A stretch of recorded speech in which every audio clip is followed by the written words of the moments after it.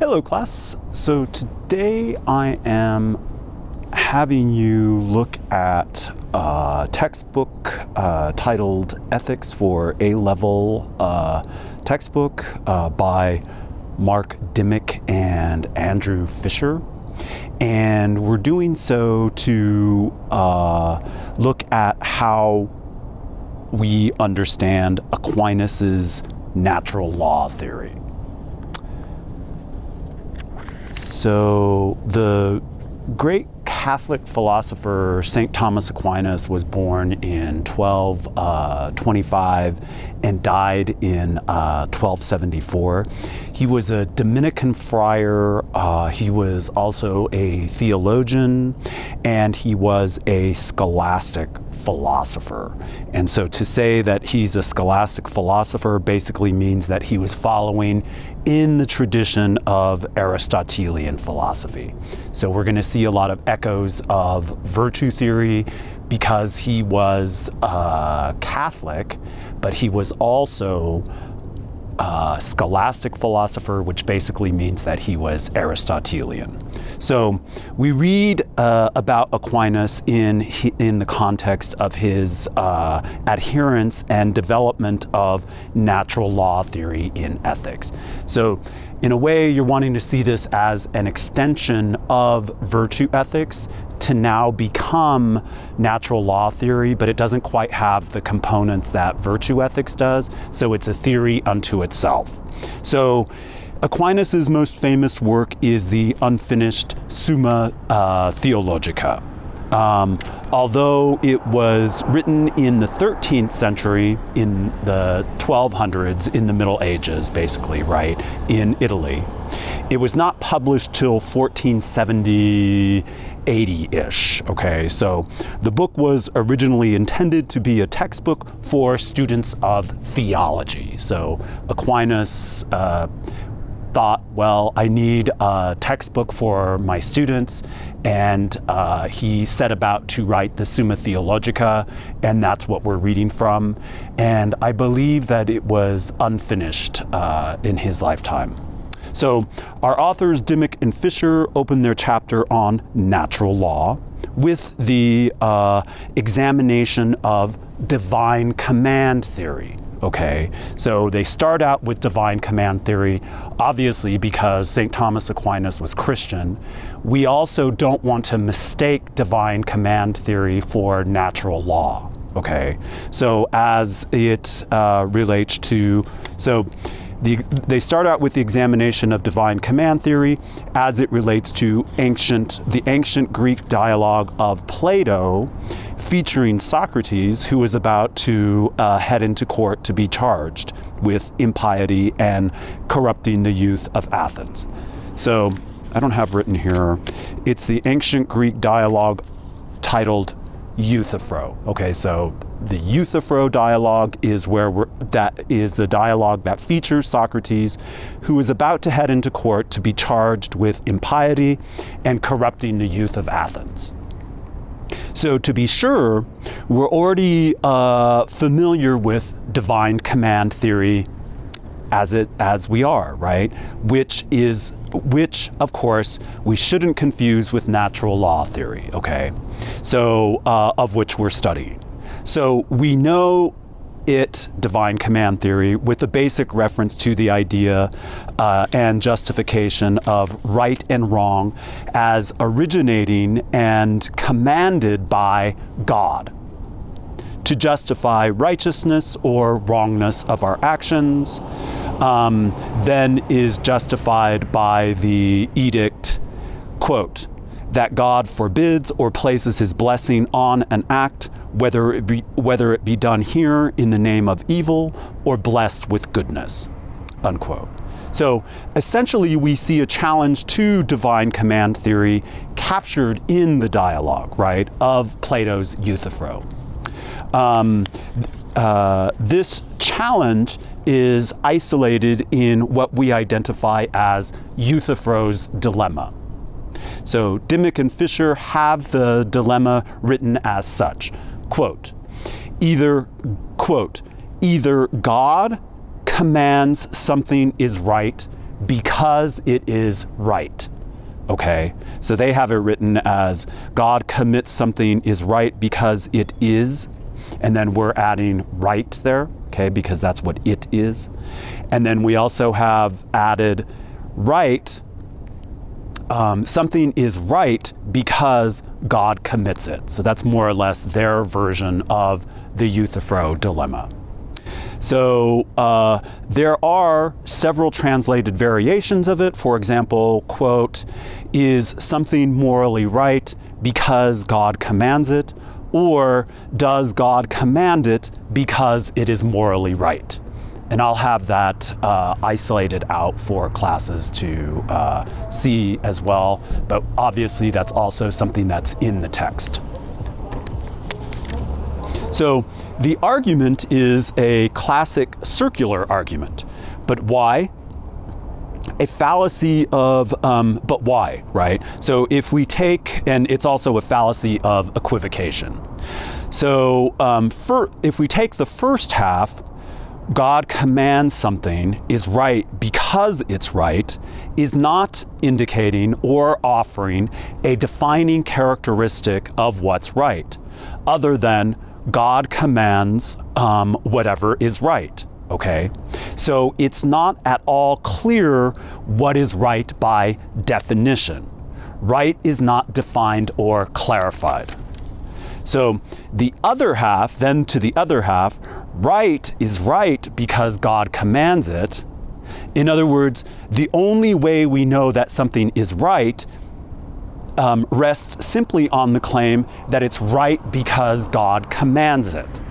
Again, there's not a clear definition for rightness other than that right is right because it's commanded by God. So it's a circular argument. In other words, right is defined as being right because it's right. So you're not explaining why it is, all you're just saying is that it's right. And then likewise on the other end, we're saying that God's command is done so because something is right. And so, in other words, how is it that God sees it as right? We don't know what constitutes the rightness there. So, in our context of rational law, we're wanting to see this problem in light of our reasoning, okay?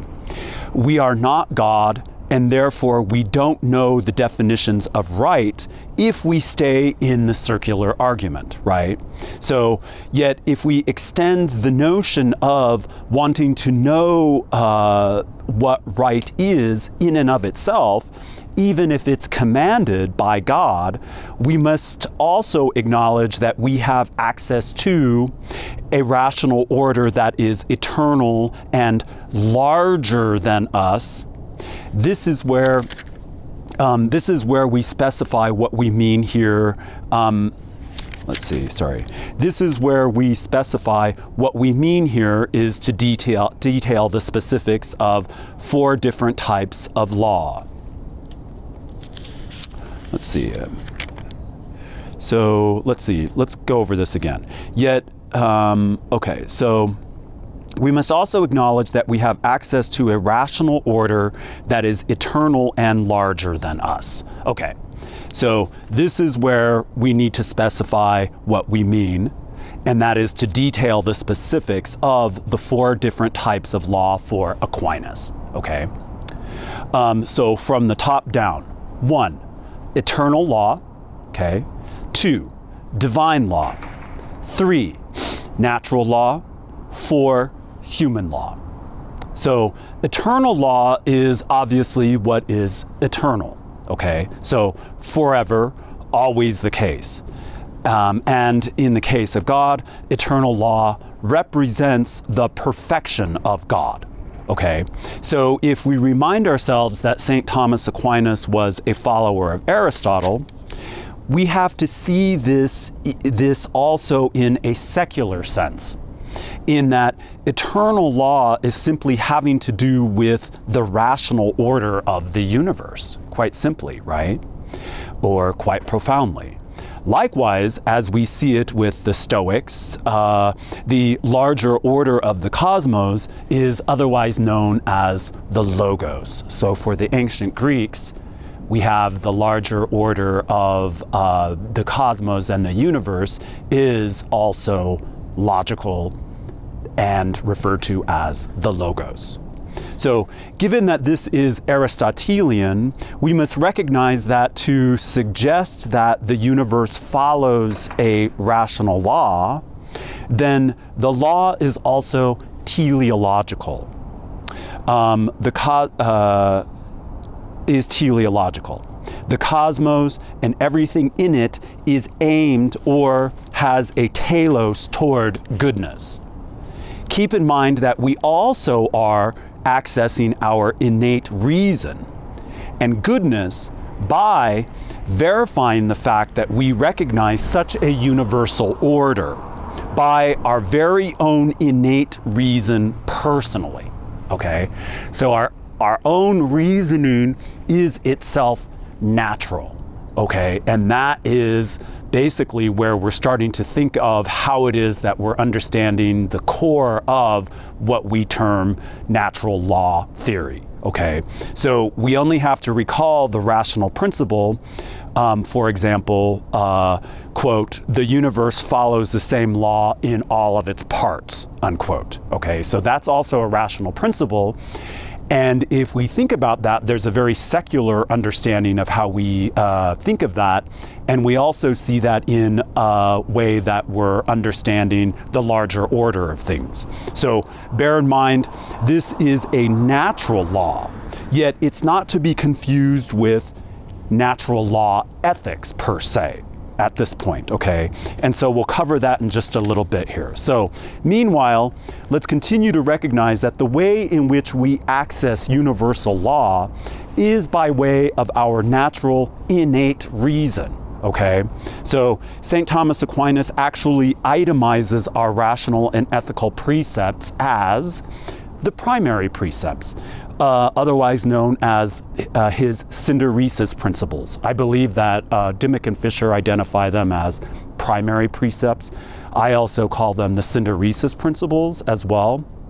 They could be referred to as the synderesis principles. And the definition of synderesis here has to do with intuitive knowledge of moral and practical principles. We know this and recognize synderesis as conscience, okay, or conscientiousness. So this is not to be mistaken for descriptive laws as mentioned earlier. Okay, and also with the examples of mathematical reasoning and scientific reasoning, okay, which is where we have the law, the rational law, the universe follows the same law in all of its parts. That's basically scientific reasoning, okay, and also just logical reasoning as well, obviously, which is St. Thomas Aquinas' way of differentiating is from ought. So we have a normative and prescriptive reasoning, otherwise known as moral and conscientious reasoning, okay? So that's the way we understand things in terms of whether we ought to do something in terms of ethics and morality. But then we also have another type of reasoning known as descriptive, mathematical, scientific reasoning, right? Otherwise known as natural laws of the universe, like the speed of light, the law of gravity, so on and so forth. So the laws of gravity are descriptive laws, whereas moral laws are understood as normative and or prescriptive. So then we move with our authors to the primary precepts and or the synderesis principle, or the first primary precept, the first synderesis principle. Now, we call this the first, and our authors identify 4 precepts, but when you really look at it, there's 5 precepts. So this first precept is really the overarching precept that we need to understand as the guiding principle for the other 4. That's the best way I could explain that. So, and that principle is the good is to be pursued and done, and evil is to be avoided. So the good is to be pursued and done, and evil is to be avoided.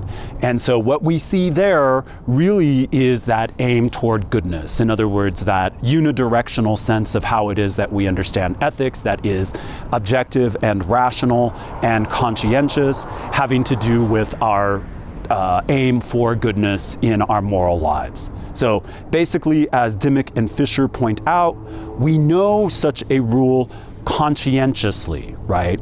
Intuitively, and most important, we know it rationally. So, in other words, that's where people identify how it is that they're judging something as right and wrong from a so-called gut response. That's what we mean when we're thinking of how it is understood as conscientious. And also, we could probably tie in there an emotional evaluation as well, that is likewise coupled with reasoning. Okay, so it's not strict deterministic reasoning, it has to do with conscientious reasoning, synderesis. That's why we call it synderesis. So this is a way in which our ethical understanding of goodness is organized. Okay, so this is a guiding precept that governs the 4 other precepts as listed. Okay, so the first precept really is what we just described. We'll call that just the overarching precept. So the other 4 here we have listed as 1, 2, 3, 4. So there really are 5, okay? So hopefully that's not too confusing. 1 is to protect and preserve human life. 2, to reproduce and educate one's offspring. 3, to know and worship God. 4, to live in a community and society with others, i.e. other rational beings. So these synderesis principles are ways in which we rationally and naturally engage with the world and the larger whole. So let's see. So Dimmock and Fisher also are keen to designate St. Thomas Aquinas's secondary precepts as indicators of human law. And the interesting point with these is that they're not necessarily generated by our reason. That is, human laws are not necessarily generated by our reason, oddly enough, but instead imposed politically and or by societal pressures, which is interesting. So this and thus not always morally acceptable to follow. So what's interesting here is that we're seeing that as we understand the larger order, eternal law, we have to see that as more perfected. And then when we get to what we think of as divine law, the perfection then continues.